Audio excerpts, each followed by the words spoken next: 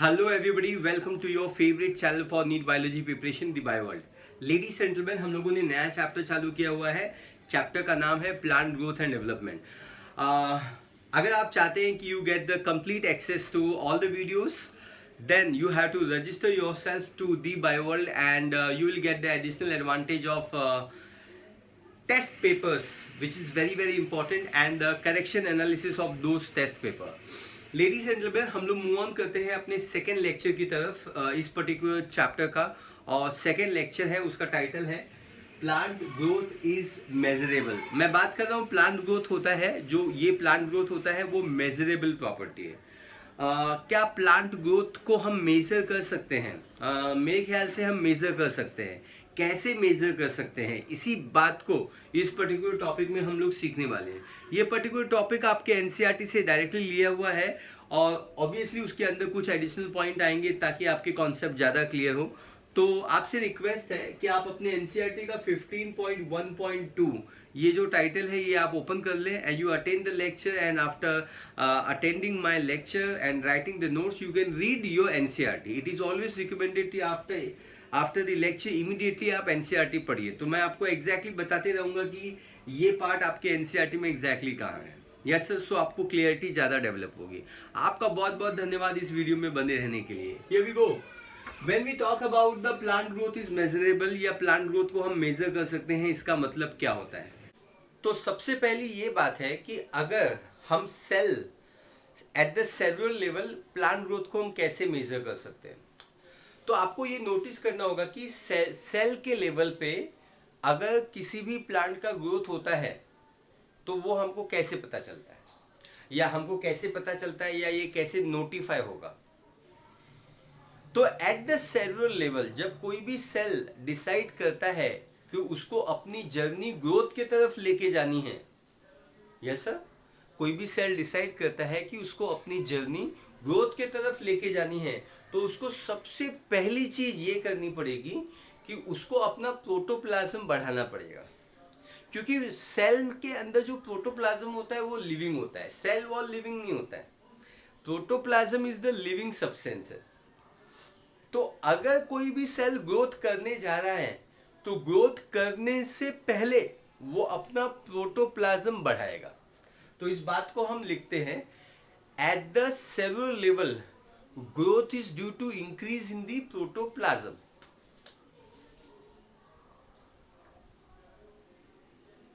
Eight cellular level growth is due to protoplasm.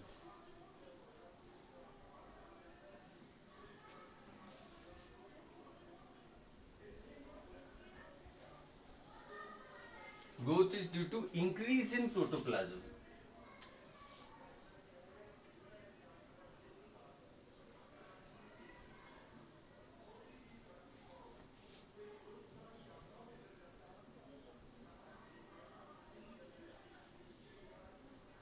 Growth is due to increase in protoplasm.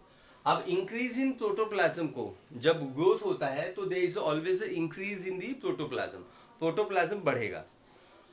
अब मेरा सवाल आपको है कि अगर प्रोटोप्लाज्म बढ़ता है तो आप प्रोटोप्लाज्म बढ़ा ये आपको पता चलेगा क्या? क्योंकि हमारे टाइटल क्या है हमारी प्रॉपर्टी का कि प्लांट ग्रोथ इज मेजरेबल। तो क्या इंक्रीज इन प्रोटोप्लाज्म को आप मेजर कर सकते हो क्या? तो इसका जवाब है नहीं। We cannot measure the, it is difficult. हम मेजर कर सकते हैं लेकिन it is very difficult to measure the increase in protoplasm. It is difficult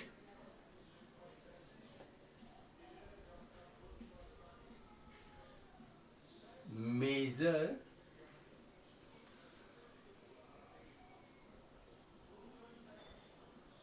protoplasm. It is difficult to measure the protoplasm. Protoplasm को मेजर करना बहुत ही ज्यादा difficult है। लेकिन मुझे एक बात बताइए आप, अगर कोई भी सेल है वो अपना प्रोटोप्लाज्म बढ़ा रहा है तो वो प्रोटोप्लाज्म बढ़ाने के बाद प्रोटोप्लाज्म कैसे बढ़ाएगा? बाय सिंथेसाइजिंग, बायोसिंथेटिक मटेरियल को बढ़ाएगा, वो प्रोटीन को बनाएगा, वो कार्बोहाइड्रेट को बनाएगा, वो विटामिन बनाएगा, और वो विटामिन बनाएगा नहीं लेकिन कार्बोहाइड्रेट बनाएगा, प्रोटीन बनाएगा, फैट बनाएगा, तो उसका प्रोटोप्लाज्म बढ़ेगा। है ना, एटीपी बनाएगा। तो अगर उसका प्रोटोप्लाज्म बढ़ा तो ये बढ़े हुए प्रोटोप्लाज्म का वो करेगा क्या? ऑब्वियसली वो अपना सेल नंबर बढ़ाएगा, अपनी साइज बढ़ाएगा। नंबर वन, साइज बढ़ते ही वो अपना सेल का नंबर बढ़ाएगा। वो सेल अब डिवाइड होके एक सेल से दो सेल बन जाएगा। So they will be increase in the size of the cell, they will be increase in the number of cell. Yes sir. और तो क्या सेल को काउंट करके हम ये नहीं बता सकते हैं कि कितने सेल का जो नंबर है वो बढ़ा हुआ है? क्या हम ये बता सकते हैं? तो इसका जवाब है absolutely yes. So it is difficult to measure the protoplasm, but as protoplasm increases size of the cell, as the protoplasm increases size of the cell and the cell number and the cell volume, all these factors are going to be increased. As protoplasm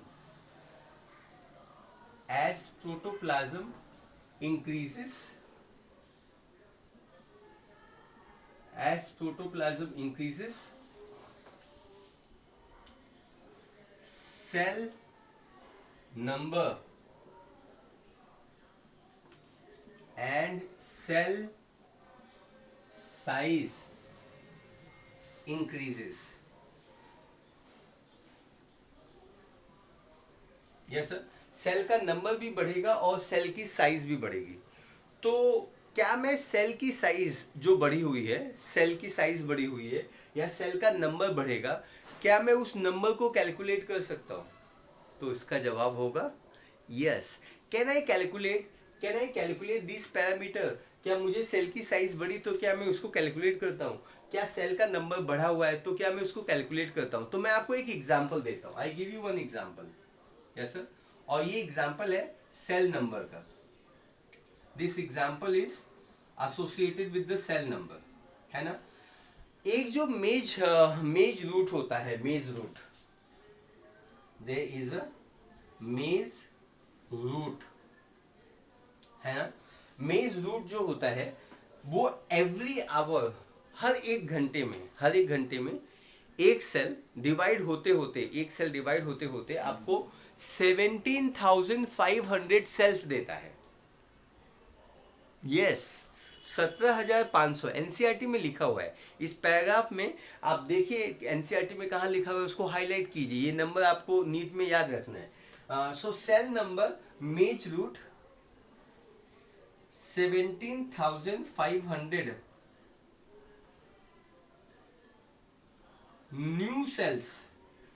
new cells are added every hour,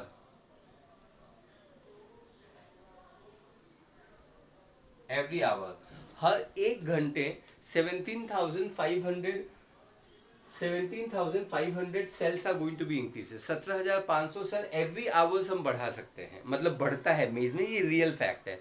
तो क्या हम cell का number को calculate कर सकते हैं? तो इसका जवाब है एब्सोल्युटली यस। देन उठता है सेकेंड पार्ट के बारे में, that is called as a cell size. तो सेल नंबर को हम कैलकुलेट कर सकते हैं, हम सेल नंबर को मेजर कर सकते हैं। मेजर किया तभी तो मुझे पता चला कि एक जो मेज का जो रूट होता है वो every hour 17,500 cells every hour उसमें ऐड किए जाते हैं। ये कैलकुलेट करने के बाद ही पता चला ना। अब हम लोग आते हैं सेकेंड पैरामीटर, यहाँ पे लिखा हुआ है सेल साइज। क्या जब प्लांट का ग्रोथ होता है, जब प्रोटोप्लाज्म बढ़ता है, तो क्या सेल अपना साइज बढ़ा सकता है? तो इसका जवाब है एब्सोल्युटली यस। सेल अपना साइज 100% बढ़ा सकता है। इस बात को समझने की पूरी कोशिश कीजिए यहाँ पर। यस सर, ये है एग्जाम्पल नंबर 1। अब हम लोग यहाँ पे मूव ऑन करते हैं एग्जाम्पल नंबर 2 के बारे में। This example number 1 was talking about the cell number. यहाँ पे हम बात करेंगे सेल साइज।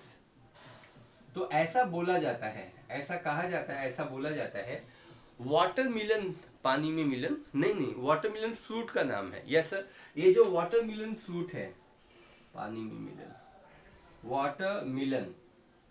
वाटरमेलन जो है, द सेल्स, वाटरमेलन के जो सेल्स होते हैं, ये जो सेल्स होते हैं, they increase their size 3,50,000। Yes, आपने सही सुना इंडिया, आपने सही सुना।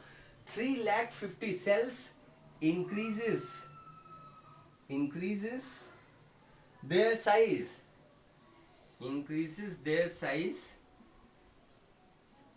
by 3,50,000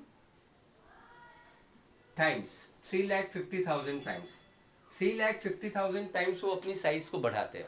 I think this concept is very very clear to you, ladies and gentlemen. Cell size of the watermelon, the cells increases their size by 3,50,000 times.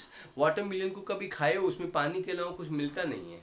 ऐसा watermelon summer में खाया जाता है ताकि आपकी बॉडी डिहाइड्रेट ना हो, और इसका कुछ ज़्यादा यूज़ नहीं है. ऑब्वियसली वो पानी थोड़ा सा मीठा होता है, और उसमें रेड कलर के लाइकोपिन पिगमेंट्स होते हैं. लाइकोपिन एक एंटीऑक्सीडेंट है जो आपके बॉडी में एजिंग को प्रोसेस को रोकता है. लेकिन वो रेड कलर की चीज़ें हम टमाटर में भी खा सकते हैं, हम रेड चिली भी खा सकते हैं, उसमें भी वही लाइकोपिन होता है. Yes sir. So ladies and gentleman, cell number और सेल साइज, ये जो दोनों पैरामीटर्स आपने अभी भी देखा इस वीडियो में, सेल नंबर और सेल साइज का हम इस्तेमाल करके हम ग्रोथ को मेजर कर सकते हैं. इसका मतलब हम ये conclusion, therefore I can say that growth is measurable and growth एक क्वांटिटेटिव प्रॉपर्टी है. Yes sir. तो मैं एक कंक्लूजन यहाँ पे नीचे लिख देता हूँ, एक स्पेस है, एक लाइन में लिख देता हूँ.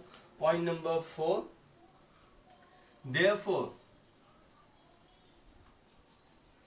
therefore we can say growth is measurable or growth is a quantitative property.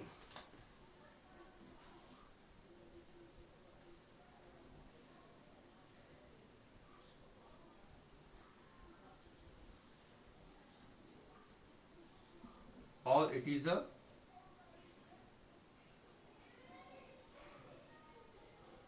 quantitative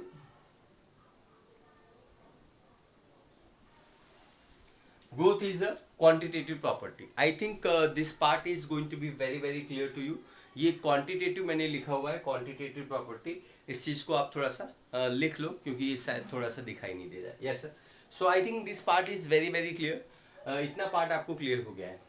so growth को मेजर करने के लिए कौन कौन से पैरामीटर्स है? 2 पैरामीटर्स तो अभी लगे हाथ आपको समझ में आ गया है. एक है सेल नंबर और दूसरा है सेल साइज. लेकिन ग्रोथ को मेजर करने के लिए there are different types of parameter. खाली ये 2 पैरामीटर्स नहीं है, और भी बहुत सारे पैरामीटर्स हैं. तो अब हम जा रहे हैं बात करने उन पैरामीटर्स के बारे में. वो पैरामीटर्स के बारे में बात करेंगे और उस पैरामीटर का कैसे वो ग्रोथ को मेजर करते हैं उसके बारे में भी बात करते हैं. So let's talk about the point number 5, ladies and gentleman. Point number 5, parameters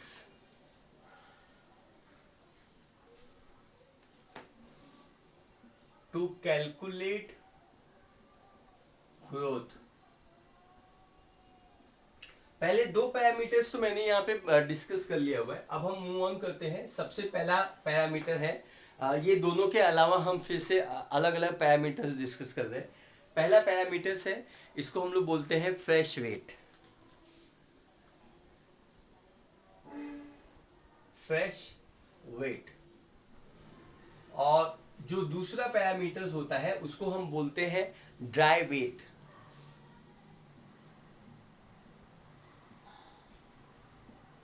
अब दोनों पैरामीटर्स के बारे में हम सीखने की कोशिश करते हैं. Yes sir. अब बच्चों को ये समझता नहीं है कि फ्रेश वेट क्या होता है और ड्राई वेट क्या होता है. जरा ध्यान से समझने की कोशिश कीजिए. Yes sir. देखिए, मैंने ये एप्पल मेरे फार्म हाउस से अभी भी तोड़ दिया. पीछे फार्म हाउस है हमारा, तो हमने एप्पल को फार्म हाउस से तोड़ दिया. Yes sir. ब्रेक कर दिया. ये एप्पल मेरे हाथ में आ गया. अभी अभी मैंने इस एप्पल को ब्रेक किया, मतलब तोड़ा प्लांट से, और मैं इसका वजन करूंगा. क्या करूंगा? इसको वे करूंगा. वेट करने के बाद मुझे ऐसा पता चलता है कि इसका इस समय जो वजन है, कितने ग्राम का है भाई तू? 200 ग्राम. सपोज ये 200 ग्राम का है. Yes sir. 200 ग्राम का है. तो इसका फ्रेश वेट वो वेट कहलाता है. प्लांट का फ्रेश वेट वो वेट कहलाता है जिसमें आप किसी भी फल को या किसी भी फ्लावर को या किसी भी लीफ को, प्लांट को आप तोड़े और इमीडिएटली आप उसको वजन करते हो. अब मैंने अभी भी तोड़ा, बस 10 मिनट पहले, और मैंने इसको अभी ब्रेक करके मैंने यहाँ पे आपके सामने लेके आया. Yes sir. So this is called as what, this is called as fresh weight. Fresh weight ताजा ताजा किया जाता है ना, फ्रेशली किया जाता है। अब कुछ साइंटिस्ट बहुत सारा आर्गुमेंट करते हैं। क्या आर्गुमेंट करते हैं, जरा ध्यान से सुनो। साइंटिस्ट आर्गुमेंट करते हैं कि ये फ्रेश वेट एक सही तरीका नहीं है ग्रोथ को मेजर करने का। तो मैंने उनको पूछा, ऐसा ऐसा कैसा तुम्ही सांगता, फ्रेश वेट ग्रोथ को मेजर करने का सही तरीका नहीं है और ये सारे प्लांट पे सही तरीके से अप्लीकेबल नहीं है। तो मैंने उनको पूछा, क्यों भाई ऐसा क्यों बोल रहे हो, ऐसा क्यों बोल रहे हो? तो उन्होंने मुझे बताया कि देखो मिश्रा सर, फ्रेश वेट जो होता है किसी किसी फल में, जैसे सपोज यहाँ पे ये एप्पल है और मेरे पास एक साइड में वाटरमेलन है, यस सर, तो किसका वजन ज़्यादा होगा? एक्चुअली में वाटरमेलन का साइज ज़्यादा है तो वाटरमेलन का वजन भी ज़्यादा होगा। लेकिन क्या सचमुच में वाटरमेलन का वजन ज़्यादा है? तो इसका जवाब होगा नहीं। क्यों नहीं? क्योंकि वाटरमेलन के जो एक सेल होते हैं वो 3,50,000 टाइम्स अपना साइज बढ़ाते हैं। मतलब उसमें खाली पानी भरा हुआ है। वाटरमेलन मतलब पानी का बैग। वाटरमेलन वो उसको तोड़ने का और पानी पी लेने का। हाँ, पानी का कलर थोड़ा सा रेड होगा, लेकिन एप्पल में ऐसा नहीं है। एप्पल में पानी है, लेकिन जितना पानी वाटरमेलन में है उतना पानी इसमें नहीं है।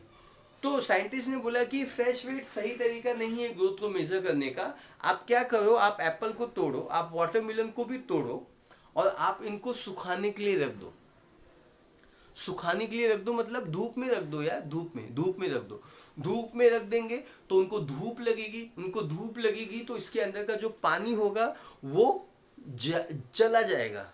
अच्छा, एक ही दिन में नहीं जाएगा ये, 4-5 दिन के बाद इसके ऊपर रिंकल्स और रिंकल्स डेवलप होंगे और धीरे धीरे इसका पानी पूरा चला जाएगा। जब इसका पानी पूरा चला गया, और वैसे ही वाटरमेलन वो भी रखा हुआ है, वाटरमेलन हमारे फार्म में समझ में आएगा, यस सर। तो ये वाटरमेलन है, इसको भी सुखा के रख दिया हुआ है, धूप में रख दिया, इसको भी धूप में रख दिया हुआ है। धूप में तब तक रखेंगे जब तक उसका सारा पानी उड़ नहीं जाता, इवोपरेट नहीं हो जाता, ट्रांसपायर नहीं हो जाता। Do you understand? जब इस एप्पल का सारा पानी चला जाएगा तब ये ड्राई हो जाएगा। जब इस एप्पल का सारा पानी सूख जाएगा तब ये एप्पल ड्राई हो जाएगा। जब इस वाटरमेलन का पूरा पानी चला जाएगा तब ये वाटरमेलन ड्राई हो जाएगा और तब हम उसका वजन लेंगे तो वो वजन आएगा ड्राई वेट। तो ये इसका जो वजन आता है ड्राई वेट, हम ऐसा सपोज करते हैं कि ये 20 ग्राम आया। कितना आया? 20 ग्राम आया। 50 ग्राम के नीचे 30 ग्राम, 30 ग्राम के नीचे 20 ग्राम आया। तो ये 20 ग्राम ड्राई वेट कहलाएगा। ड्राई वेट तब लिया जाता है जब प्लांट को कंप्लीटली डिहाइड्रेट कर लिया जाता है। प्लांट के अंदर पानी रह नहीं पाता है, बिना पानी के प्लांट ड्राई हो जाता है, तब उसको वजन किया जाए तो वो ड्राई वेट कहलाता है। बात समझ में आता है? आपको भी आता है, मुझे भी समझ में आ गया। तो मैंने बहुत ही सही तरीके से आपको समझाया कि फ्रेश वेट एक सही तरीका नहीं है, इसलिए दूसरा पैरामीटर है ड्राई वेट। तीसरे पैरामीटर्स के बारे में बात करते हैं। C is called as a length. बहुत सारी चीजें होती हैं, बहुत सारे स्ट्रक्चर्स होते हैं जिनमें ग्रोथ को मेजर करने के लिए आपको लेंथ एज अ पैरामीटर, हम पैरामीटर सीख रहे हैं। ऐसे कौन से पैरामीटर्स हैं जिससे हम ग्रोथ को कैलकुलेट कर सकते हैं? तो लेंथ से आप कौन कौन से पैरामीटर्स को मेजर कर सकते हैं? लेंथ एक पैरामीटर है जिसका इस्तेमाल हम रूट के ग्रोथ को मेजर करने के लिए कर सकते हैं। रूट ग्रोथ कैसे पता चला आपको कि रूट ग्रो हो रहा है? अगर रूट का लेंथ बढ़ गया तो मतलब रूट ग्रो हो रहा है। कैसे पता चला कि आपको कि स्टेम ग्रोथ हो रहा है? स्टेम ग्रो हो रहा है, ये कैसे पता चला?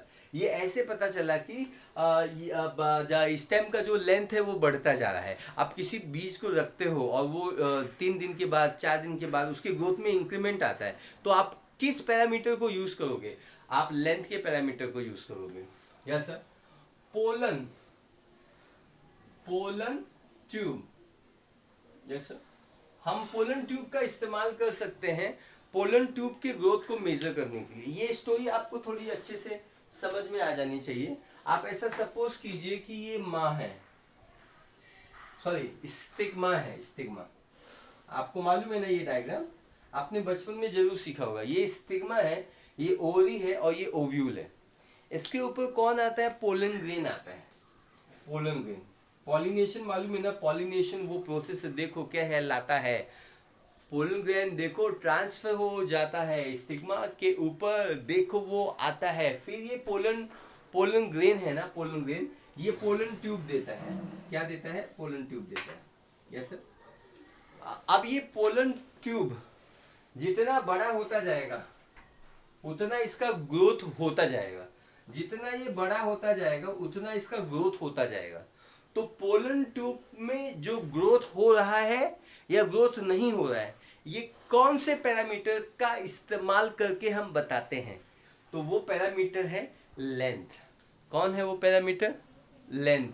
तो लेंथ वो पैरामीटर कहलाता है जिससे पोलन ट्यूब का ग्रोथ हम मेजर कर सकते हैं। ये डायग्राम आपको 12th में रिप्रोडक्शन इन फ्लावरिंग प्लांट के अंदर ये डायग्राम सीखने को मिलेगा। तो फिलहाल मैं ये डायग्राम मिटा देता हूँ। अगर आपने सीबीएसई पढ़ा हुआ है तो आपके सीबीएसई के 10th के सिलेबस में ये डायग्राम दिया हुआ है। पोलन ग्रेन स्टिग्मा के ऊपर ग्रो होता है। तो पोलन ट्यूब का जो ग्रोथ है it can be measured by length. So root का ग्रोथ लेंथ से, स्टेम का ग्रोथ लेंथ से और पोलन ट्यूब का ग्रोथ लेंथ से। अब लेंथ के बाद हम लोग आते हैं, I am just going to rub this part. Length के बाद हम आते हैं अगले पैरामीटर्स पे जिसको हम बोलते हैं एरिया। क्या बोलते हैं हम इसको?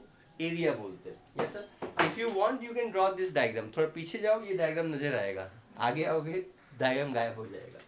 सी के बाद आता है डी। हम इस्तेमाल कर सकते हैं एरिया का। लेंथ के बाद आता है एरिया। अब एरिया कैसे कैलकुलेट करते हैं?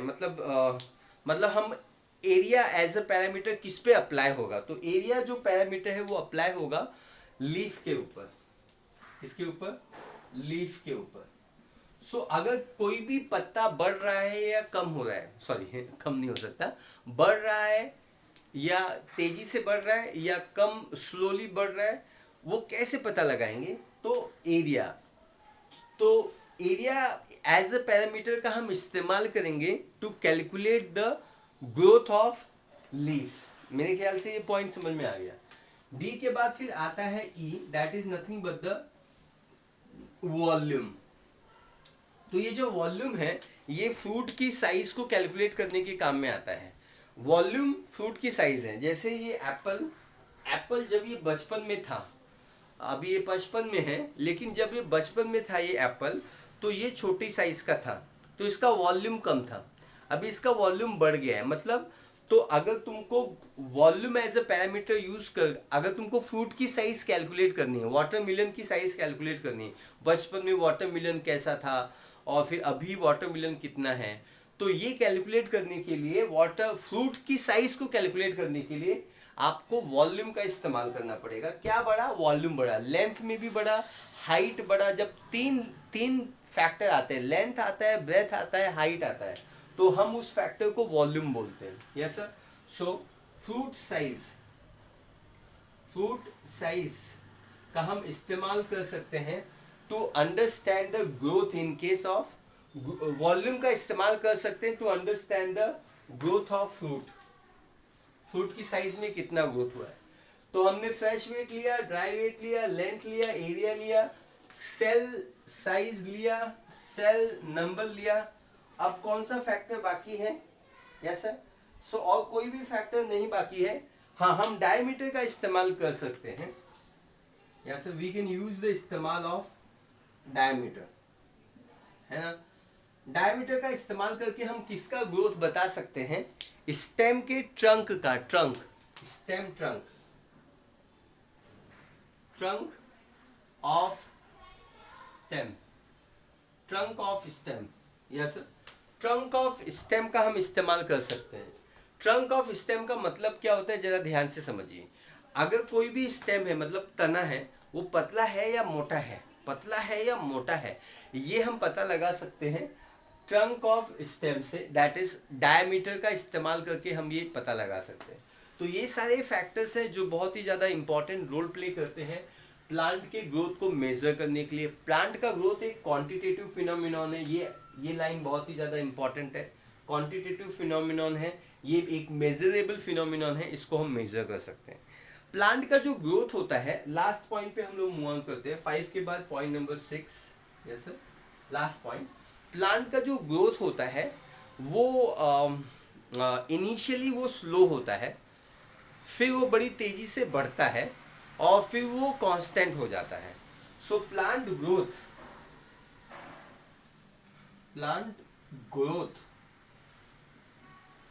इनिशियली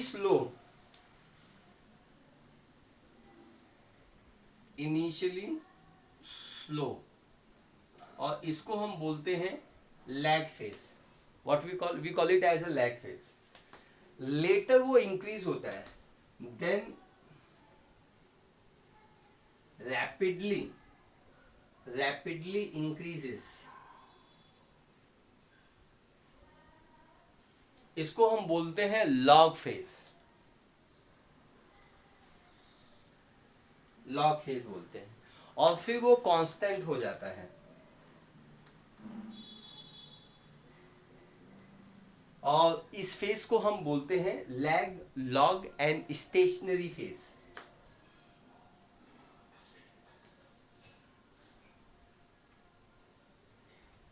मैंने लिखा हुआ है लेटर लिखा हुआ है, लेटर इट बिकम कांस्टेंट, तो इस कांस्टेंट को हम बोलते हैं स्टेशनरी फेज। Yes sir. तो लेडीज जेंटलमैन, हमारा जो अगला टॉपिक होगा इसी वीडियो में, उसको हम लोग बोलते हैं phases of plant growth. Plant growth में 3 फेज पाए जाते हैं, लैग फेज, लॉग फेज और stationary phase. Yes sir. Lag phase को हम फॉर्मेटिव फेज भी बोलते हैं, फेज ऑफ सेल डिवीजन भी बोलते हैं।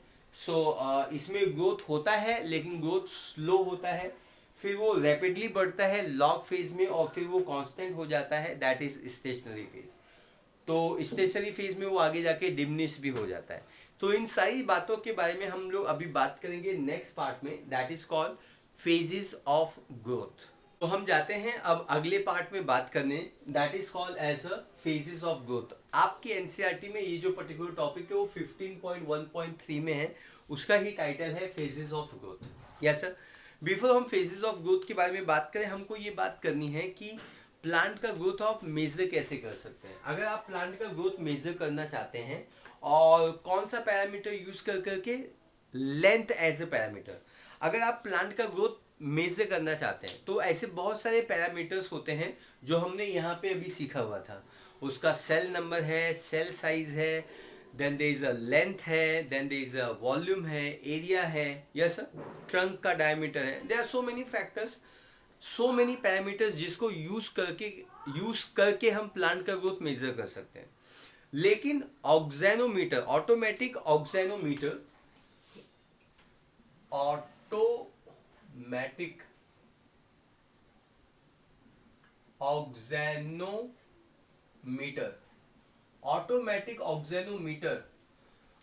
ये एक मशीन है, इसको हम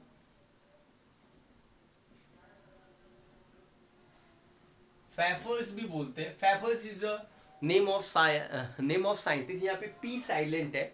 फेफर्स इंस्ट्रूमेंट भी हम इसको बोलते हैं, या हम इसको ऑटोमेटिक ऑक्सेनोमीटर बोलते हैं। Automatic auxanometer, it is a machine which is used to measure the growth of plant. So it is used to measure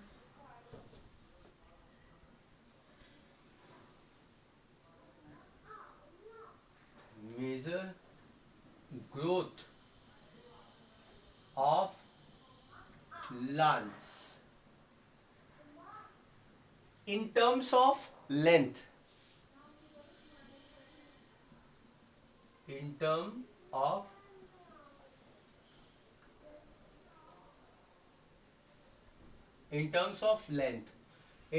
plant length. I think this part is very very clear. अब हम लोग move on करते हैं अपने topic के ऊपर, that is called as phases of growth. उसके पहले एक छोटा सा सवाल, मैं एक छोटा सा सवाल पूछना चाहूंगा, आप उसका जवाब दीजिए। अगर नीट आपको पूछता है कि फंगाई का सॉरी ईस्ट का पॉपुलेशन किसी टेस्ट ट्यूब में डिवाइड हो रहा है। ईस्ट का पॉपुलेशन, मैं यहाँ पे क्वेश्चन लिखता हूँ, आप इसका जवाब दीजिए। पॉपुलेशन ऑफ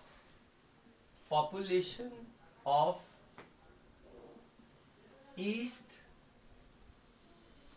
और bacteria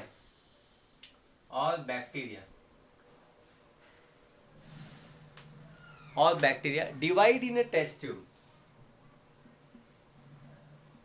divide in test tube,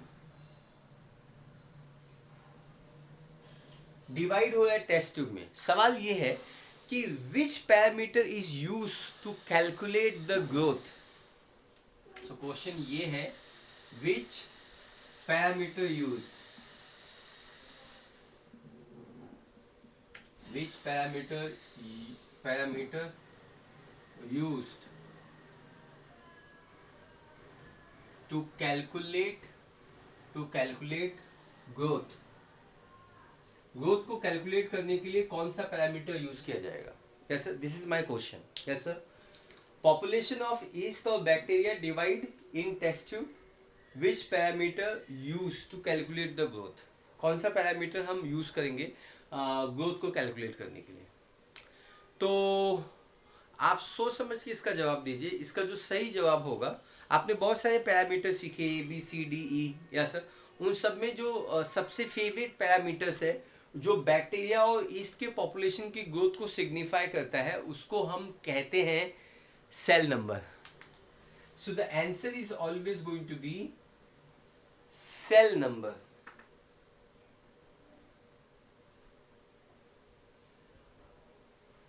cell number. I think this point is very very clear. Yes sir, आपको ये पार्ट क्लियर हो गया। अब हम लोग क्या करते हैं, हम लोग फेजेस ऑफ ग्रोथ को पढ़ने जा रहे हैं।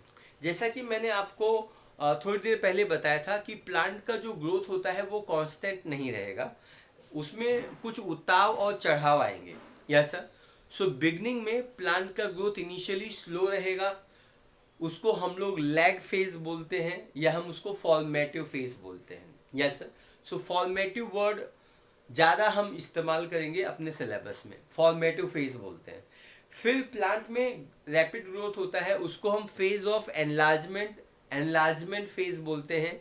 और फिर there is a maturation, growth अभी डिमिनिश होना चालू होता है, कांस्टेंट होना चालू हो जाता है, स्टेशनरी होना चालू होता है, उसको हम फेज ऑफ मैच्योरेशन बोलेंगे। सो लेडीज एंड जेंटलमैन, जब भी हम आपके एनसीईआरटी के बारे में बात करते हैं, फेजेस ऑफ ग्रोथ के बारे में बात करते हैं, या इस पर्टिकुलर टॉपिक के बारे में बात करते हैं, so this particular topic says that plant में 3 टाइप के ग्रोथ होते हैं, A, then there is B, then there is C. हम इसको लिख नहीं पाएंगे, तो हम लोग क्या करते हैं, हम ABC लिखते हैं। यस सर, तो सबसे पहला जो फेज होता है फेजेस ऑफ ग्रोथ में, पहले फेज को हम बोलते हैं formative phase. So this is called formative phase, we call it as a formative phase. Then second part को हम लोग क्या बोलते हैं, सेकेंड पार्ट को हम लोग बोलते हैं enlargement phase. So we call it as a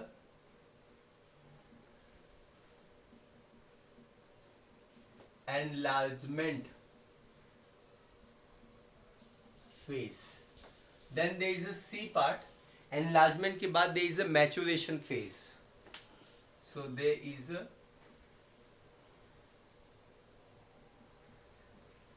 maturation phase. I think this work is superb. There is a formative phase, there is a enlargement phase, and there is a maturation phase. अब हम लोग करते क्या है, हम लोग 1 by 1 हर एक phase के बारे में डिस्कस करेंगे। Ladies and gentleman, we begin our lecture with the formative phase. तो हमको एक बार फिर से टाइटल लिखना होगा यहाँ पे। पहला फेज है which is called as a formative phase. हम यहाँ पे लिखते हैं फॉर्मेटिव फेज। तो चलो बच्चों, इस पार्ट को हम सीखने की कोशिश करते हैं, that is called formative phase. Formative phase को सबसे पहले हम क्या कहते हैं, फॉर्मेटिव फेज को we always call it as a, formative phase को सबसे पहले हम कहते हैं it is a phase of cell division.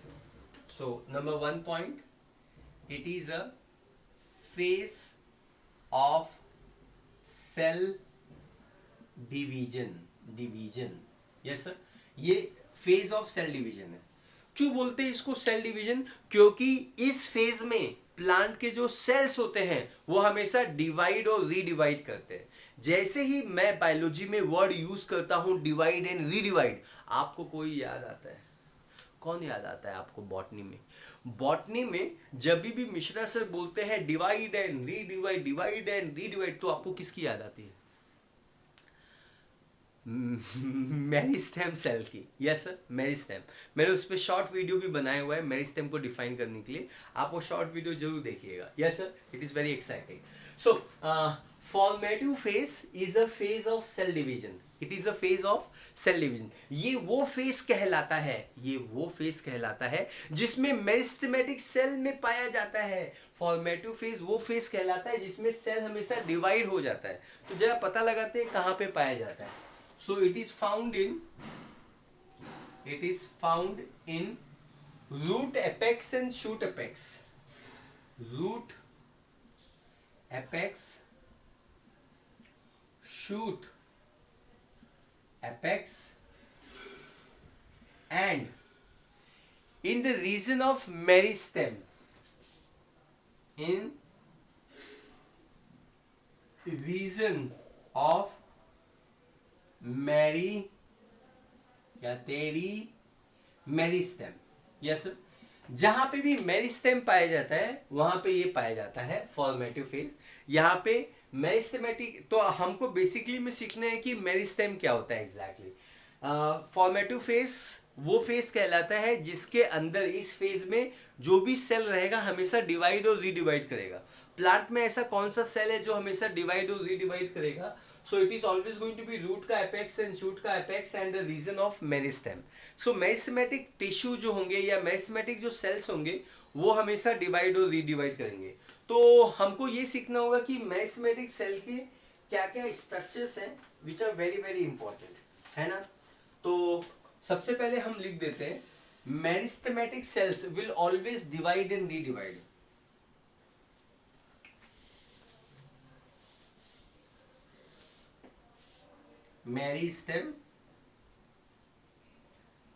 Meristematic cells की क्या क्या प्रॉपर्टीज है वो हमको यहाँ पे अभी डिफाइन करनी है ना। तो सबसे पहली प्रॉपर्टी है they divide and redivide, divide and redivide. ये हमेशा डिवाइड और रीडिवाइड करते हैं। हम एग्जैक्टली में करते क्या है, हम इनका डायग्राम ड्रॉ कर लेते हैं। That will be very very nice to you, है ना। अगर हम इन सेल का डायग्राम ड्रॉ कर लेते हैं, हम यहाँ पे ये सेल्स ड्रॉ कर लेते हैं।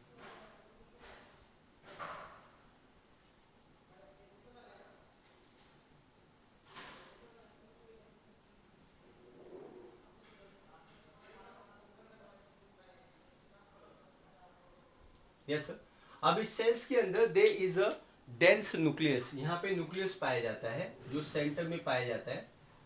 Yes sir,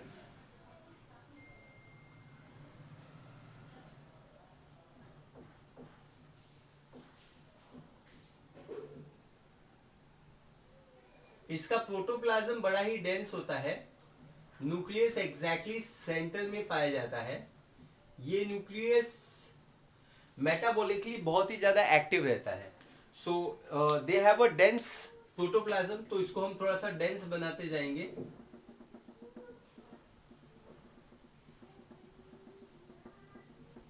yes sir, is that clear? Okay, तो जरा हम इन चीजों को लिख देते हैं। इनका ये सेल वॉल है,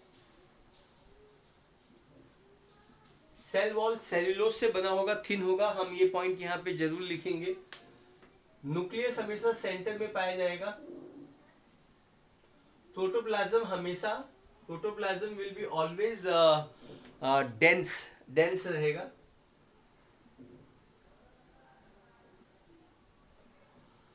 then there is one important thing जो आपको अच्छे से समझ में आ जाना चाहिए। उसको हम लोग बोलते हैं कि प्लांट का एक सेल दूसरे सेल से कम्युनिकेट कैसे करता है ना। तो जब आप सीखेंगे cell the basic unit of life, अगर आपने ये चैप्टर सीख लिया हुआ है तो आपको ये ऑलरेडी पता है कि cell the basic unit of life में हम सीखते हैं कि प्लांट का एक सेल दूसरे सेल से कम्युनिकेट करता है। कम्युनिकेट करना मतलब बातचीत करता है। वो बातचीत मतलब प्लांट का ये जो एक सेल है वो बाजू के सेल के साथ एक्सचेंज ऑफ मटेरियल करता है एक स्ट्रक्चर से। उस स्ट्रक्चर को हम कहते हैं सारे देश की माता, प्लाज्मोडेस्माता, आपको पता होगा। तो ये स्ट्रक्चर्स होते हैं, है ना, जिससे क्या होता है, प्लांट का एक सेल होता है वो दूसरे सेल से हमेशा कम्युनिकेट करता है। यस सर, प्लांट का एक सेल दूसरे सेल से कम्युनिकेट करता है। तो ये जो कम्युनिकेशन है ना, कम्युनिकेशन का मतलब अगर ये सेल के पास चाय बनाने के लिए चाय पत्ती है लेकिन शक्कर नहीं है, तो ये शक्कर इस सेल से मांग सकता है अगर इस सेल के पास है तो, और दूध वो इस सेल से मांगेगा। मतलब एक्सचेंज ऑफ मटेरियल होगा। जब ये चाय बनाएगा तो ये चाय बाजू के तीनों सेल को देगा, मतलब दे will be exchange of material. Exchange करने के लिए ये सेल वॉल में छेद रहता है, ओपनिंग रहती है, पोल रहती है। उस ओपनिंग के थ्रू एक सेल दूसरे सेल के साथ एक्सचेंज ऑफ मटेरियल करता है और उसी को हम कहते हैं प्लाज्मोडेस्माता कनेक्शन। तो ये जो कनेक्शन आपको ब्लू कलर में दिखाई दे रहा है इसको हम कहते हैं प्लाज्मोडेस्माता। प्लाज्मोडेस्माता, सारे देश की माता, प्लाज्मोडेस्माता, है ना। ओके, हे इंडिया, तो हम लोग जरा ये सारे पॉइंट हम लोग लिख लेते जो हमने सीखा। They divide and redivide, always multiply. कौन सा सेल डिवीजन करेंगे? They will perform mitosis, perform mitosis, ये हमेशा माइटोसिस परफॉर्म करेंगे। बेसिकली में दो सेल डिवीजन होते हैं, माइटोसिस एंड मियोसिस, तो ये माइटोसिस करेगा। माइटोसिस का मतलब होता है 1-2 का 2, 1-2 का 2, मतलब एक सेल डिवाइड होके दो सेल दे जाता है, वही सेल डिवीजन तो माइटोसिस कहलाता है। बात समझ में आता है? Very good. Perform mitosis, nucleus centrally placed, nucleus placed in center, nucleus यहाँ पे सेंटर में प्लेस्ड है। यस, न्यूक्लियस सेंटर में प्लेस्ड है। उसके साथ साथ protoplasm is dense, dense protoplasm, dense protoplasm. Cell wall is thin, thin cellulosic cell wall पाया जाता है, thin cellulosic cell wall, thin cellulosic cell wall, है ना। देन देयर इज अ, मैंने आपको बताया कि ये जो सेल होते हैं इनमें प्लाज्मोडेस्माता, मतलब एक सेल का दूसरे सेल के साथ कम्युनिकेट करने के लिए plasmodesmatal connection is abundantly developed. Abundantly मतलब बहुत ज्यादा डेवलप, एक वर्ड आता है तो तुमको समझता नहीं। अबंडेंट का मतलब होता है बहुत ही ज्यादा। प्लाज्मोडेस्मातल कनेक्शन इज अबंडेंटली डेवलप्ड का मतलब होता है प्लाज्मोडेस्माता यहाँ पे बहुत ही ज्यादा अच्छे से, ज्यादा नंबर में डेवलप्ड है। क्यों? अरे भाई एक्टिव सेल है भाई, जो लोग एक्टिव होते हैं ऐसे ऐसे घूमते रहते घूमते रहते घूमते रहते, मतलब उनको एक किसी से लेना है देना है, लेना है देना है, शांत नहीं बसना है, ऐसा शांत नहीं बैठना उनको, उनको किसी से लेना देना रहता है हमेशा। Yes sir. तो जरा हम लोग लिखते हैं, these cells have a most abundant plasmodesmatal connection.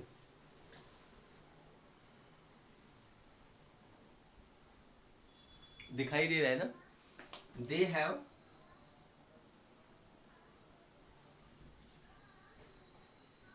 abundant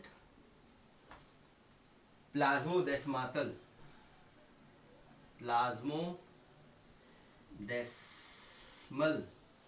connection, plasmodesmal connection.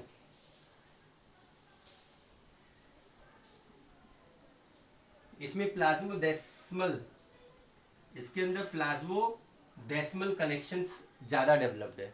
तो आई थिंक ये सारे पॉइंट्स है, ये आपको क्लियर है। Phases of cell division found in the root apex, shoot apex and region of meristem.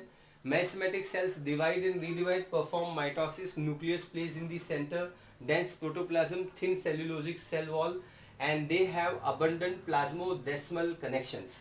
So I think ये सारे point है, ये आपको पॉइंट क्लियर हो गए है ना। तो अब आपको ये परफॉर्म करना है कि आपको इसका एग्जाम्पल सीखना है, ऐसा कौन सा सेल है जो फेजेस ऑफ सेल डिवीजन में है और ये सेल डिवाइड कर रहा है। तो आपको याद ही होगा, हमने ऑलरेडी ये डिस्कस कर लिया हुआ है। सो यहाँ फोकस कीजिए, ये नंबर 1 पॉइंट है, ये सेकंड पॉइंट है, ये थर्ड पॉइंट है। थर्ड पॉइंट में हमने मेरिस्टेम पढ़ा हुआ है और हम लोग फोर्थ पॉइंट यहाँ पे पढ़ते जाते हैं। Yes sir, that will be very nice, है ना। फोर्थ पॉइंट ये बच्चों, इसका एग्जाम्पल मतलब ये ऐसा सेल जो मेरिस्टेमेटिक फेज में है। तो maize root tip, maize root tip, they divide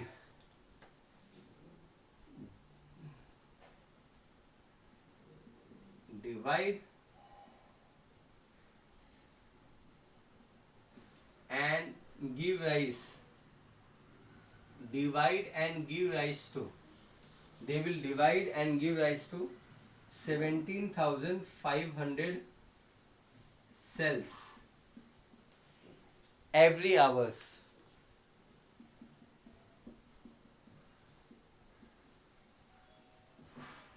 every hour, है ना। Maize root tip divide and give rise to 17,500 cells every hour. समझ में आया आपको, एवरी आवर ये इतने सेल्स देते हैं। So next we move on to point number 5। Point number 5 है ना। पॉइंट नंबर 5 क्या है, रेट ऑफ रेस्पिरेशन। तो ये आपको एग्जांपल क्लियर हो गया। ये 17,500 आपको रट लेना है, बाय हार्ट कर लेना है, समझ लेना है। अब इसमें समझना क्या है, 17,500 एवरी आवर, एक घंटे में 17,500 सेल्स बनते हैं मेज के रूट टिप पे। इस बात को समझना है और समझने के बाद आपको बाय हार्ट कर लेना है। Thank you so much. ये कम ऑन इतना, जब कोई भी सेल डिवाइड कर रहा है, मतलब ये डिवीजन फेज में है, तो वो मेटाबॉलिकली बहुत ही ज्यादा एक्टिव सेल होता है। तो we have to write these are metabolically more active cell,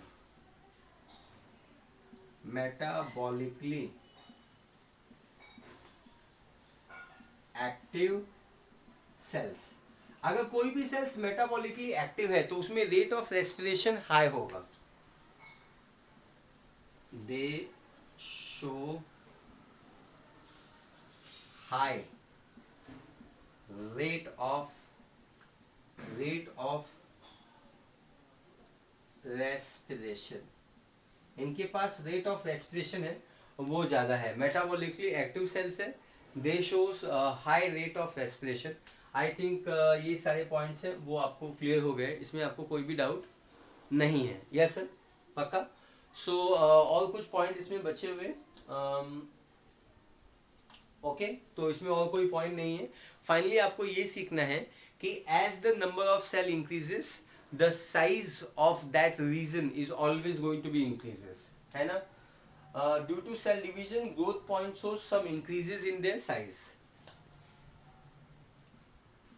Due to cell division,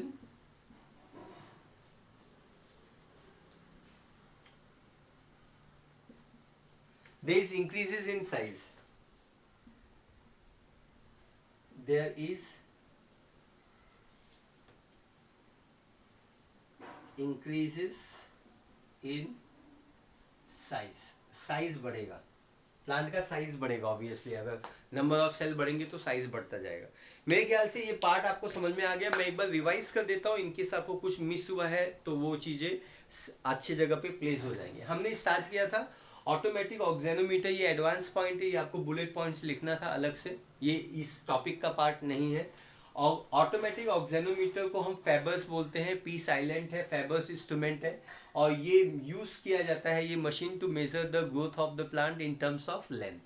फिर हमने सीखा कि अगर बैक्टीरिया और इसका पॉपुलेशन बढ़ रहा है तो उनके ग्रोथ को किस पैरामीटर की हेल्प से आप मेजर कर सकते हो। तो हमको ये पता चला, I will always use the cell number as a parameter to measure the growth of the plant. Then हम लोगों ने ये सीखा कि phases of growth में there are three very important phases. The first one is called formative phase, enlargement phase, maturation phase. Formative phase वो phase कहलाता है जिसमें सेल हमेशा डिवाइड हो जाता है। डिवाइड होने वाला रीजन शूट टिप और रूट टिप और मेरिस्टेम में पाया जाता है। मेरिस्टेमेटिक के सेल्स हमेशा डिवाइड और रिडिवाइड हो जाते हैं। दे परफॉर्म माइटोसिस, माइटोसिस कर जाते हैं। माइटोसिस में एक सेल डिवाइड होकर दो सेल दे जाते हैं। Nucleus place in the centre, nucleus center में प्लेस है। डेंस प्रोटोप्लाज्म यहाँ पे है, थिन सेल्यूलोजिक सेल वॉल है, and they have abundant protoplasmic plasmodesmatal connections. इनमें बहुत ज़्यादा डेवलप है ताकि ये कम्युनिकेट इजीली तरीके से कर सकते हैं। मेज रूट टिप पे divide and give rise to 17,500 cells every our.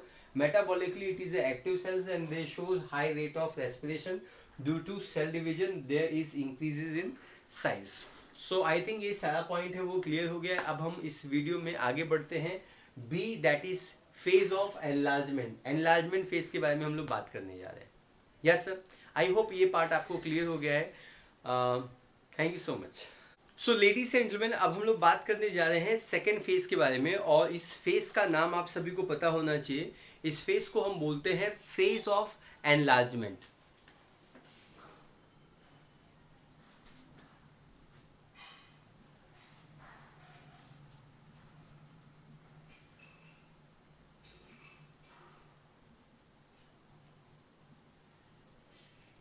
आपको इसको बिल्कुल ध्यान से समझना होगा बच्चों।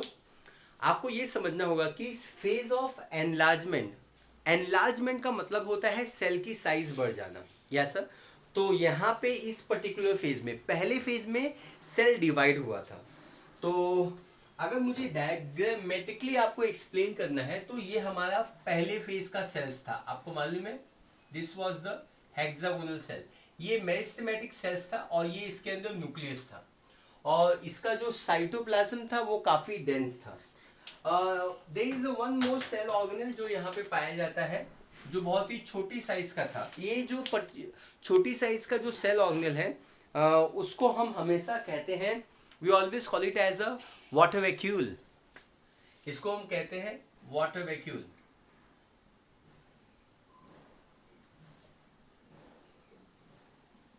यस सर, ये वाटर वैक्यूल है।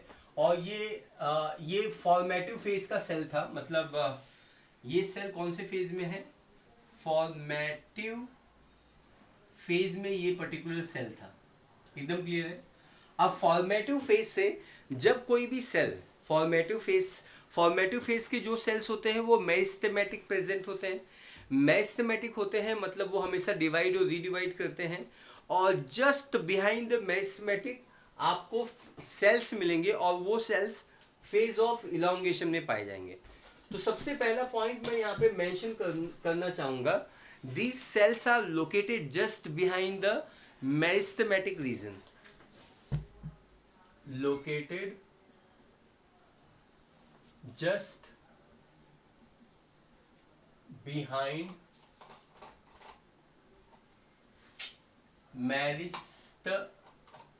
मेरिस्टेमेटिक सेल्स या मेरिस्टेमेटिक रीजन हम बोल सकते हैं। यस, मेरिस्टेमेटिक रीजन हम बोल सकते हैं।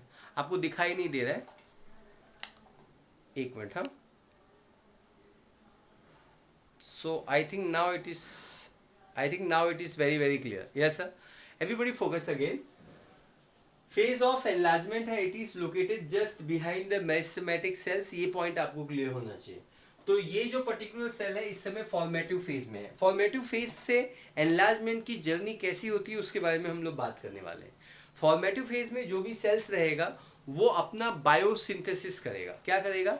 बायोसिंथेसिस करेगा। So there will be biosynthesis.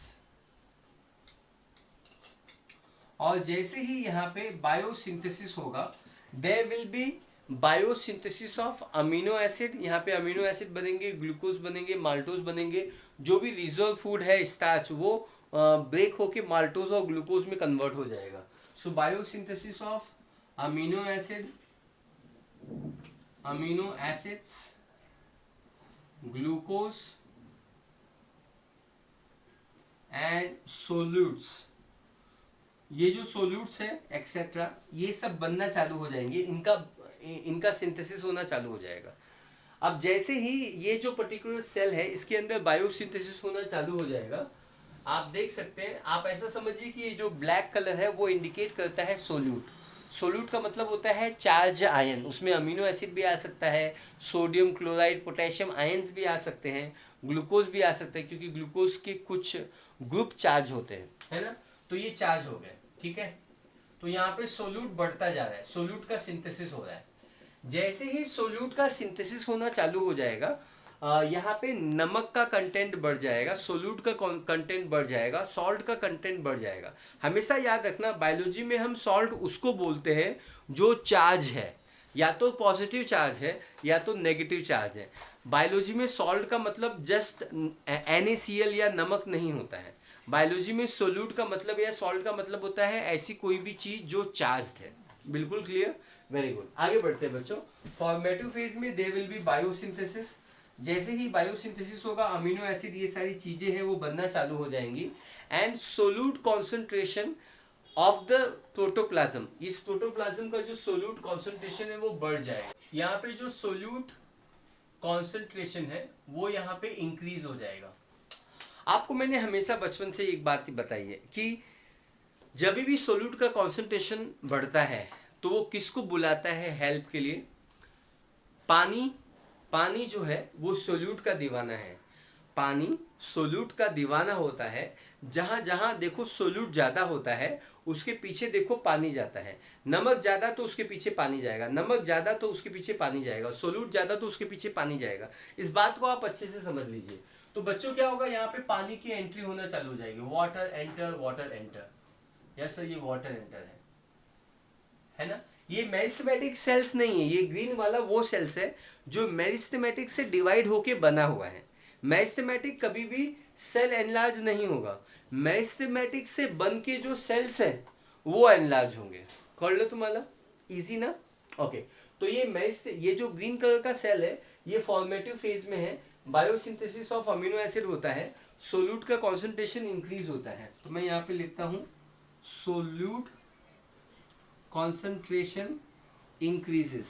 और जैसे ही सोल्यूट का कॉन्सेंट्रेशन जो होता है वो बढ़ जाता है, जैसे ही सोल्यूट का कॉन्सेंट्रेशन बढ़ जाता है बच्चों, water enters due to osmosis. और ऑस्मोसिस क्या होता है ये आपने ऑलरेडी ट्रांसपोर्ट इन प्लांट में सीख लिया हुआ है। So solute concentration increases, water enters through water enters by osmosis.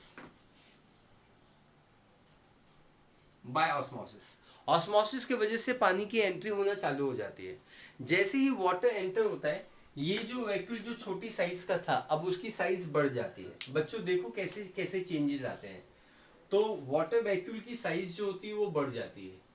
Water vacuole अब सबसे बड़ा स्ट्रक्चर हो गया है। इस स्ट्रक्चर के अंदर बाहर का पानी जब अंदर आएगा तो अंदर का पानी, वो प्रोटोप्लाज्म का पानी वाटर वैक्यूल में आएगा तो ये वाटर वैक्यूल की साइज बढ़ जाएगी। तो हम लोग यहाँ पे लिखते हैं water enters through osmosis.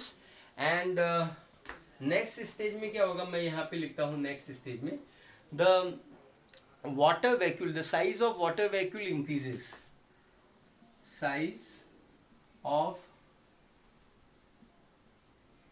Vacuole increases. Water vacuole की साइज है वो बढ़ जाएगी या इंक्रीज हो जाएगी। और जैसे ही वाटर वैक्यूल की जो साइज है वो बढ़ जाएगी, सेल वॉल के ऊपर बहुत ही ज्यादा प्रेशर आएगा। सेल वॉल के ऊपर प्रेशर आएगा तो जो सेल है वो सेल वॉल मटेरियल सिंथेसाइज करेगा, नया सेल वॉल मटेरियल सिंथेसाइज करेगा। So there will be synthesis of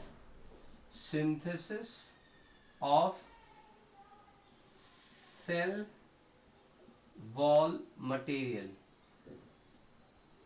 their will be synthesis of cell wall materials. यहाँ पे सेल वॉल मटेरियल बनना चालू हो जाएगा। There will be synthesis of cell wall material. अब सेल वॉल मटेरियल यहाँ पे बनना चालू हो जाएगा तो ऑब्वियसली ये जो सेल है वो अभी इलांगेट होगा एंड लार्ज होगा। सो सेल कुछ ऐसा होता जाएगा।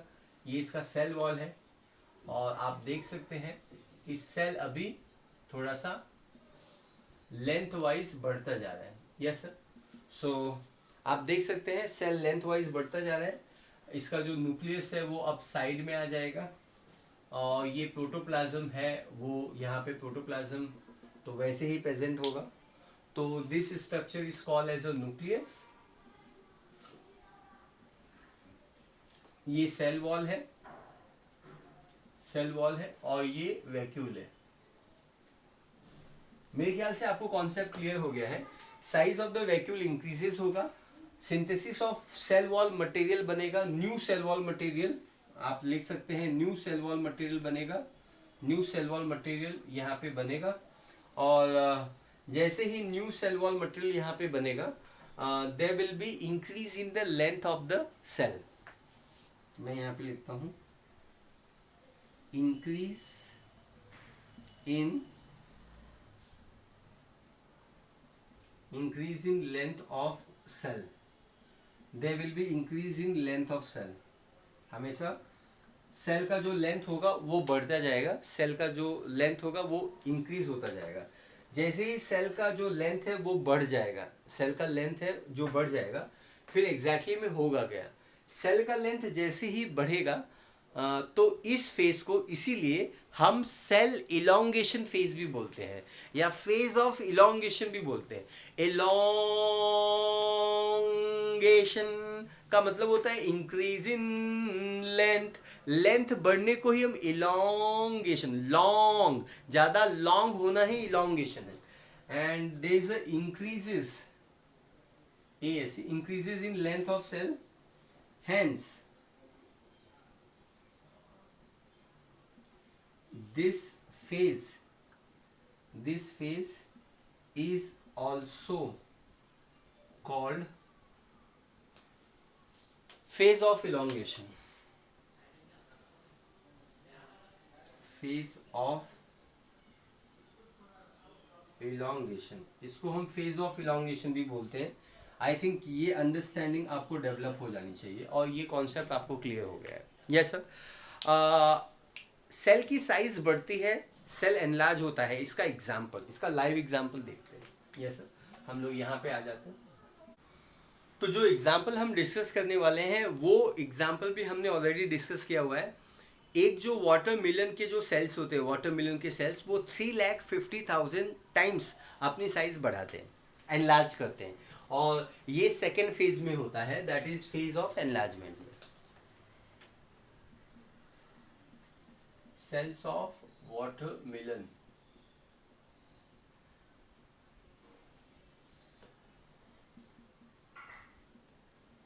increases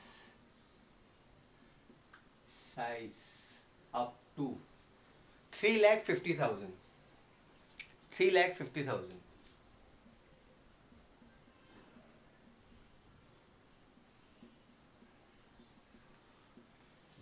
Yes sir, I think this particular point is also very clear। अब हम लोग मूव ऑन करते हैं लास्ट पॉइंट के बारे में। लास्ट पॉइंट ये है कि ऐसा प्लांट के बॉडी का कौन सा सेल है जो मैक्सिमम एनलार्जमेंट करता है। तो इसका जवाब देते हुए हमको जाना है अगले पॉइंट और लास्ट पॉइंट के बारे में बात करने कि conducting tissue and fibre. Plant के अंदर अलग अलग टाइप के टिश्यू होते हैं, उसमें से एक टिश्यू होता है जिसको हम कंडक्टिंग टिश्यू बोलते हैं। कंडक्टिंग टिश्यू में दो टाइप के एग्जाम्पल्स आते हैं, एक है जाइलम और एक है फ्लोएम। जाइलम और फ्लोएम दोनों कंडक्टिंग टिश्यू इसलिए कहलाता है क्योंकि जाइलम वाटर और सोल्यूट को कंडक्ट करता है और फ्लोएम फोटोसिंथेसिस के प्रोडक्ट को कंडक्ट करता है। Yes sir. और कंडक्टिंग टिश्यू हमेशा बहुत ही ज़्यादा इलोंगेट रहता है। सो मैक्सिमम इलोंगेशन या maximum enlargement occur in conducting tissue and fibre.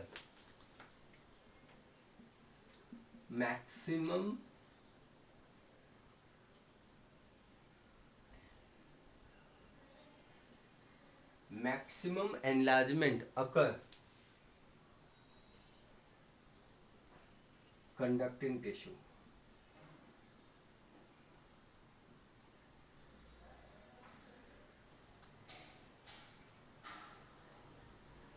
conducting tissue and fiber। So I think this point is also very very clear। Maximum enlargement occur in conducting tissue and fibre.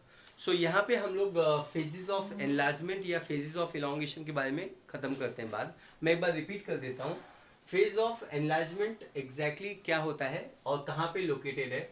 Just behind the meristematic cell. Meristematic cell के पीछे ये present है। इसमें क्या होता है, ये formative phase में जो सेल्स होते हैं वो बायोसिंथेसिस करते हैं अमीनो एसिड का, आयंस का, सोल्यूट का कॉन्सेंट्रेशन जैसे ही बढ़ता है, पानी की एंट्री सेल के अंदर होती है, सेल के अंदर प्रेशर बढ़ता है क्योंकि वाटर वैक्यूल की साइज जो बहुत ही छोटी थी वो बढ़ जाती है, सेल वॉल का मटेरियल बनता है, वॉल की जो प्लास्टिक प्रॉपर्टी है, प्लास्टिक नेचर होता है, वो सेल वॉल की प्लास्टिक नेचर होता है। प्लास्टिक नेचर का मतलब ये होता है वो प्लास्टिक से नहीं बना हुआ है। प्लास्टिक का नेचर मतलब ये होता है कि वो अपनी साइज को इंक्रीज कर सकता है। तो यहाँ पे सेल वॉल का मटेरियल बनेगा और सेल वॉल इलोंगेट होगा, एनलार्ज होगा, बढ़ता जाएगा क्योंकि वाटर वैक्यूल की साइज बढ़ गई है, सेल वॉल का मटेरियल का साइज बढ़ गया है और लेंथ ऑफ द सेल बढ़ता जाएगा। इसका एग्जाम्पल है एनलार्जमेंट का, 3,50,000 टाइम वाटरमेलन सेल की साइज बढ़ती है। और मैक्सिमम एनलार्जमेंट हमेशा कंडक्टिंग टिश्यू और फाइबर्स के अंदर पाया जाता है। Yes sir. अब हम लोग मूव ऑन करते हैं अपने लास्ट फेज के बारे में और उस फेज को हम लोग बोलते हैं फेज ऑफ मैच्योरेशन। अब हम लोग बात करने जा रहे हैं अपने आखिरी फेज के बारे में और इस आखिरी फेज को हम लोग बोलते हैं फेज ऑफ मैच्योरेशन। सो सबसे पहले आप ये समझ लीजिए कि फेजेस ऑफ मैच्योरेशन में आपका जो सेल होता है वो काफ़ी अच्छे तरीके से अब मैच्योर हो चुका है। मैच्योरेशन फेज को हम फेज ऑफ डिफरेंशिएशन भी बोलते हैं। तो पहले मैं लिखता हूँ और फिर मैं बताता हूँ कि डिफरेंशिएशन का मतलब क्या होता है। It is also called phase of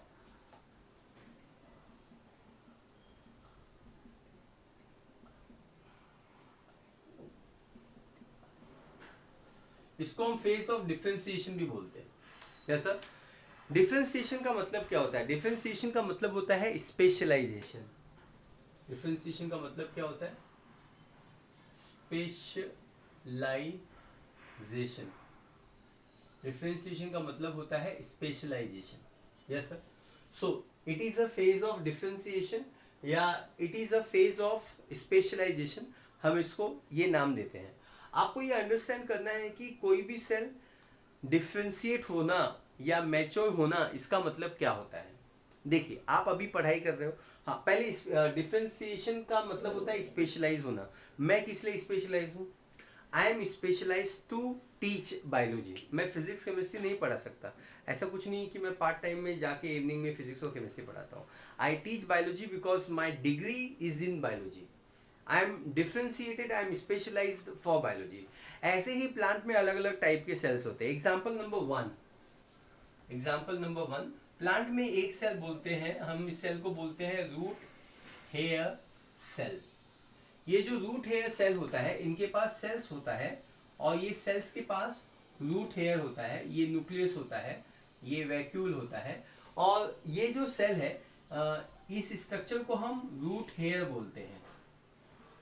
और ये जो सेल होता है ये इसका जो प्लाज्मा मेम्ब्रेन होता है वो एक्सटेंड होता है, इलोंगेट होता है, इलोंगेट होके वो रूट हेयर बनाता है। अब ये जो रूट हेयर सेल है ये किस चीज के लिए स्पेशलाइज है? क्या ये फोटोसिंथेसिस करने के लिए स्पेशलाइज है? तो इसका जवाब होगा नहीं, ये फोटोसिंथेसिस करने के लिए स्पेशलाइज नहीं है। ये स्पेशलाइज है to absorb water, to absorb water. उसी तरीके से प्लांट के हर एक पत्ते में मीसोफिल सेल कहलाता है। मीसोफिल सेल के बारे में बात करते हैं। Example number 2, mesophyll cell. ये जो मीसोफिल सेल है ये कहाँ पाया जाता है? ये लीफ में पाया जाता है। ये किस लिए स्पेशलाइज्ड है? To perform photosynthesis, to perform photosynthesis. तो ये किस चीज के लिए स्पेशलाइज हुआ है और क्यों स्पेशलाइज हुआ है? ये इसलिए स्पेशलाइज हुआ है क्योंकि इसके पास बहुत सारे क्लोरोप्लास्ट हैं। ये स्पेरिकल शेप में पाया जाता है, ये लाइट को रिसीव करता है, फोटोसिंथेसिस परफॉर्म करता है, और ये पत्ते में पाया जाता है। पत्ता वो ऑर्गन होता है जो हवा को एक्सपोज होता है, एयर को एक्सपोज होता है, तो वो फोटोसिंथेसिस कर सकता है क्योंकि वो सनलाइट को भी एक्सपोज होता है। क्लियर है? तो मीसोफिल सेल स्पेशलाइज्ड है टू परफॉर्म द फोटोसिंथेसिस। अब ये मीसोफिल सेल को मैं बोलूं कि मीसोफिल सेल, ये जो रूट हेयर सेल है वो गांव को गया है, क्या तुम पानी एब्जॉर्ब करोगे? तो क्या मीसोफिल सेल पानी एब्जॉर्ब करेगा? नहीं करेगा। अरे क्यों नहीं करेगा? क्योंकि मीसोफिल सेल वो सेल कहलाता है जिसके पास रूट हेयर नहीं आता है। अगर रूट हेयर उसके पास नहीं आता है तो बताओ कैसे वो वाटर एब्जॉर्ब कर पाता है? अरे नहीं कर पाता है। वाटर एब्जॉर्ब करने के लिए आपको रूट के नज़दीक रहना पड़ेगा, सॉइल के नज़दीक रहना पड़ेगा, तब तुम पानी एब्जॉर्ब करोगे। लेकिन ये लीफ के करीब है, ये लीफ है, ये लीफ के करीब है मतलब ये लाइट के करीब है, ये लाइट के करीब है मतलब ये फोटोसिंथेसिस करने के लिए स्पेशलाइज है। उसी तरीके से कंडक्टिंग टिश्यू जो होते हैं, कंडक्टिंग टिश्यू जैसे xylem and phloem, xylem and phloem, they are specialized to conduct the water, mineral and sugar.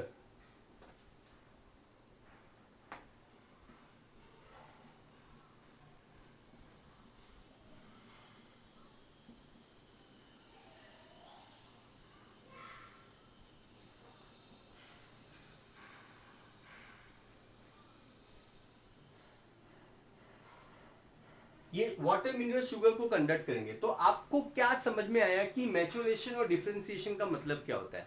Maturation और डिफरेंशिएशन का मतलब ये होता है कि इसके जो सेल्स होंगे वो अपने फिजिकल फॉर्म में, मतलब फिजिकल फॉर्म में मतलब ये इसका रूट हेयर डेवलप हो गया, ये एक फिजिकल चेंज है। ये स्पेरिकल शेप में ये मीसोफिल सेल पाए जाते हैं और इसके पेरीफेरी में बहुत सारे क्लोरोप्लास्ट होते हैं। Yes sir. physically and physiological modification of the cell is called cell differentiation। और ये डिफ्रेंशिएट इसलिए होते हैं क्योंकि इनको स्पेसिफिक फंक्शन परफॉर्म करना है। मैं यहाँ पे डेफिनेशन लिखता हूँ नेक्स्ट पॉइंट में। Differentiation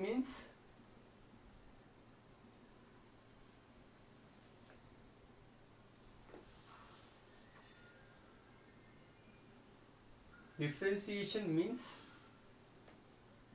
modification in physical and physiological form of the cell to perform specific function।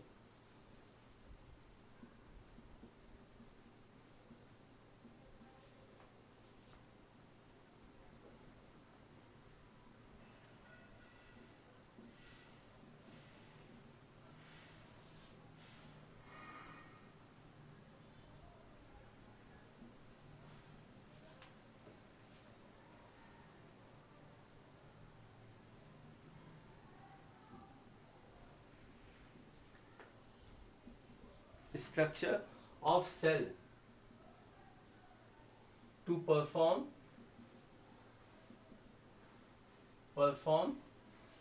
specific function